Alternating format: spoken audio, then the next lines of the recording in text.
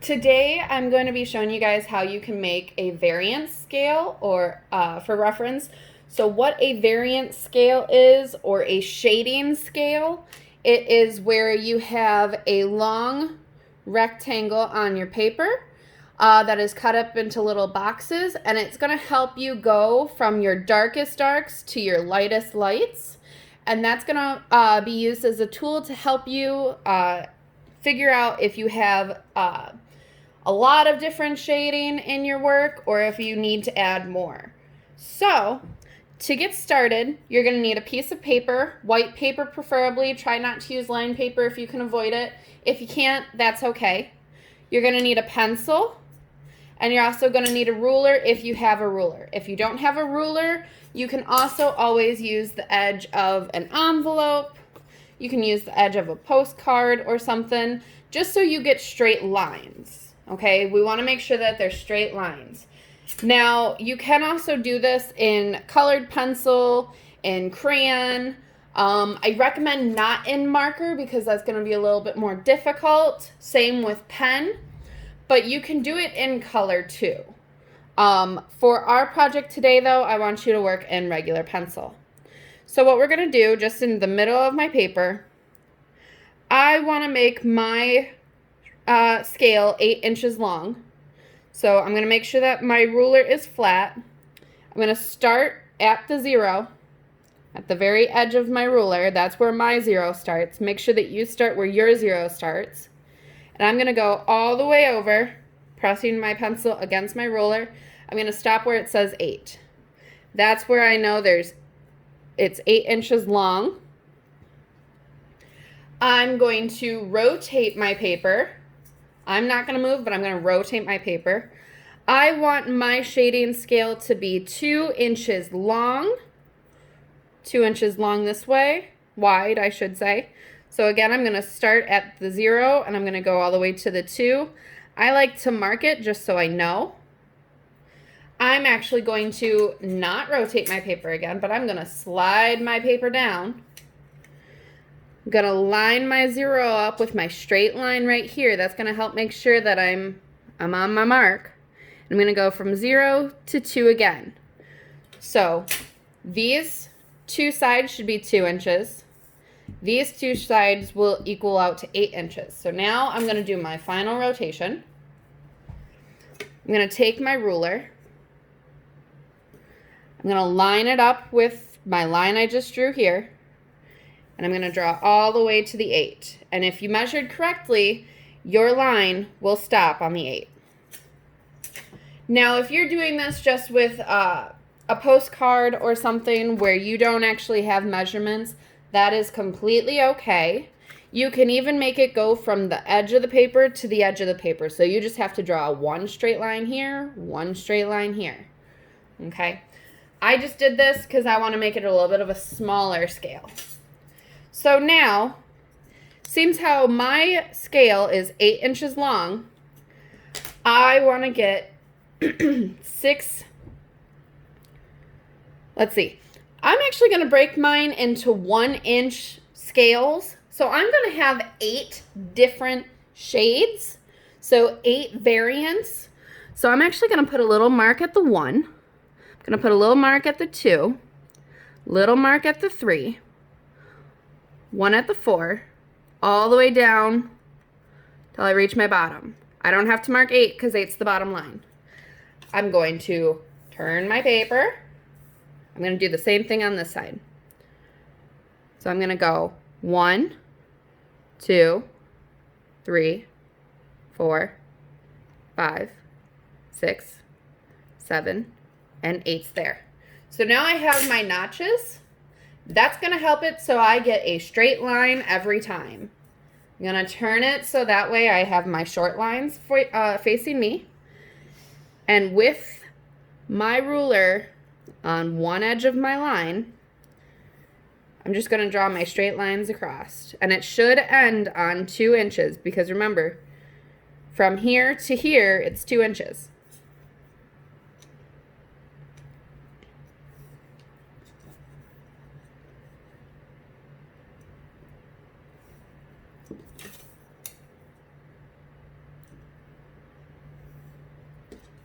You can do a scale where it's 4 variants, so 4 shades.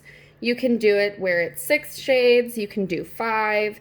You can do however many you want. For your projects, I would prefer that you do at least a 5 scale. So you would need 5 little blocks showing your change in shading.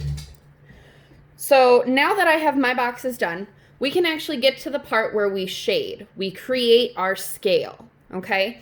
So next to it up here, I'm actually gonna write light and dark down here at the bottom because I wanna go from lightest all the way down to darkest, okay? So it's gonna always be easier for you to start light. When you start light, you can always work darker. If you start dark, it is very, very, very hard to go back to light. If you start on a pure white, you can never get it back after you put a mark on it. So my step 1, I'm going to leave completely blank because that is going to be pure white. My next step down, I'm going to take my pencil, holding it on the side, very, very, very lightly. I'm going to feather shade like I'm rubbing a feather on my paper. Okay? And I'm just going to color in that box very lightly. Now you guys might not see it, or you might see like little scribbles, but if I zoom in, you can see just a little bit of shading right there. That's how light it is. It's super light. Okay? My next one, I'm going to go still really light, but I'm going to go a little darker. Okay? That little mark up here in the corner, I went a little too dark. If you notice, I am doing my circle method, which is also going to help to make your shading even. I'm just coloring in little circles. We may have talked about that in class a few times. And it doesn't need to be super neat. That's okay if it's not. But now, you notice pure white, feather light, little darker, not super dark. Now I'm gonna go another shade darker, okay? Now we're reaching the middle values. So this is where we're actually gonna start pressing on our pencil a little bit more, okay? So it works for me if I hold it on the side. If you guys hold it straight down, that's gonna make it a lot darker, okay? Always try to use the edge of your pencil, okay? So I'm just pressing a little bit darker. Ooh, that might be a little too dark. Just a little darker. Again, doesn't have to be perfect. You just want to be able to see those differences. Okay? So, light, light, pure white, feather light, little harder. That's a nice even gray. Now we're going to go for if I was just to write my name type of gray. So I'm just going to press on my pencil like I'm writing my name. Again on the side so that it's even. I'm only pressing as hard as I would if I was writing my name. Okay. And that's going to give me a nice solid gray that is still a little darker than this one. Okay. Light, meh, medium, darker, okay, it's solid. Step down one more, I'm going to press a little bit harder again on my pencil, okay? I'm not going to press super hard, but I am going to press harder. And if you find that you're having problems getting the differences in gray, go back over a couple, make them even darker, or go back over with an eraser and lighten some up, which I'll do at the end when we have our scales done. So I'm pressing a little bit harder here than I would if I was just writing my name. So it's now darker. Now this one I'm going to press a little bit harder than the one above it. I'm still not pressing with all my might. but I am pressing hard enough that it is darker. And again, doesn't have to be super clean. You're using this for a reference. This is not the actual project. This is going to help you figure out if you have 1 or 2 shades of gray or if you have all of them. Okay, this is really going to push the light and dark in your picture. Okay, so that's pretty dark. If you take a look at that, that's pretty dark. Now, the last one is going to be your darkest. Okay, the way to make your darkest is you press as hard as you can without breaking your pencil. And you really want to make sure that there is no white space showing through your pencil. If you have any little white holes that show through your pencil, it is not going to be the darkest dark you can do. Okay? You really want to get in there with your pencil. You might want to go over some spots a couple times. That's okay. Whatever you need to do to make this the darkest dark you can possibly do. Okay? So I'm actually going to come at it from another angle just so I get this all even.